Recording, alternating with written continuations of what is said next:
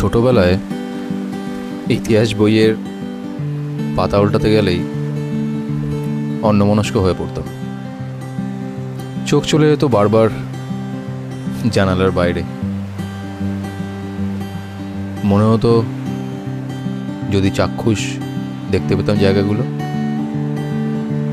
তাই আবার রাস্তায় আমার ব্ল্যাক বিউটিকে নিয়ে এইবার আমরা ঠিক করেছি এমন একটা জায়গা এক্সপ্লোর করব যেটা ইতিহাসে ভরপুর, হেরিটেজে সমৃদ্ধ, আর সেটা আমাদের নিজের বাংলাতেই। একটা ঐতিহাসিক শহর যেটা একসময় ছিল প্রাচীন ও মধ্যযুগীয় ভারতের অন্যতম গুরুত্বপূর্ণ রাজধানী।